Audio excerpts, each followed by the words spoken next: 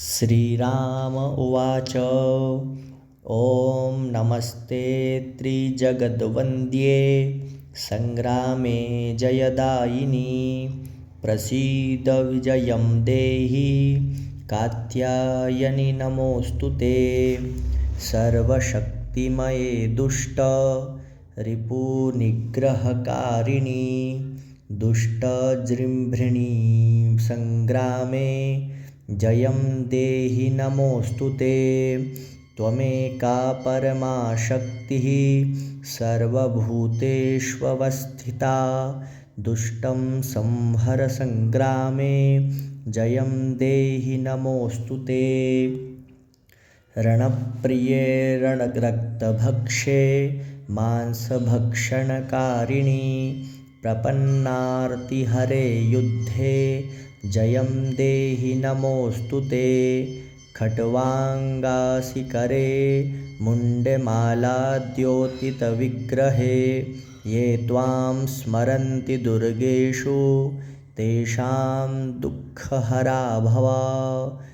त्वत्पादपङ्कजाद्येन्यं नमस्ते शरणप्रिये विनाशय रणे शत्रून् जयं देहि नमोऽस्तु ते।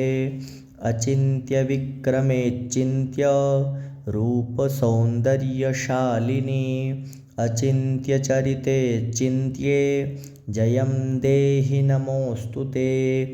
ये त्वां स्मरन्ति दुर्गेषु देवीं दुर्गविनाशिनीं नावसीदन्ति दुर्गेषु जयं देहि नमोऽस्तु ते। महिषासुरप्रिये सङ्ख्ये महिषासुरमर्दिनी शरण्ये गिरिकन्ये मे जयं देहि नमोऽस्तु ते। प्रसन्नवदने चण्डी चण्डासुरविमर्दिनी संग्रामे विजयं देहि शत्रूञ्जहि नमोऽस्तु ते। रक्ताक्षे रक्तदशने रक्तचर्चितगात्रके रक्तबीजनिहन्त्री त्वं जयं देहि नमोऽस्तु ते। निशुम्भशुम्भसंहन्त्री विश्वकर्त्री सुरेश्वरी जहि शत्रून्रणे नित्यं जयं देहि नमोऽस्तु ते।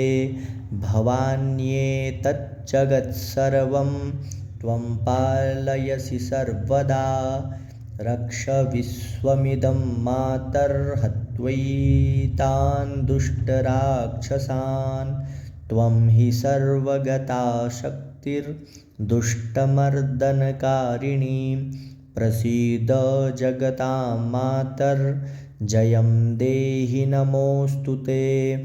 दुर्वृत्तवृन्ददमनी सद्वृत्तपरिपालिनी निपातय रणे शत्रून् जयं देहि नमोऽस्तु ते। कात्यायनि जगन्मातः प्रपन्नार्तिहरे शिवे संग्रामे विजयं देहि भयेभ्यः पाहि सर्वदा। कात्यायनि जगन्मातः प्रपन्नार्तिहरे शिवे संग्रामे विजयं देहि भयेभ्यः पाहि सर्वदा। श्रीमहाभागवते महापुराणे श्रीरामकृता कात्यायनी स्तुतिः सम्पूर्णा।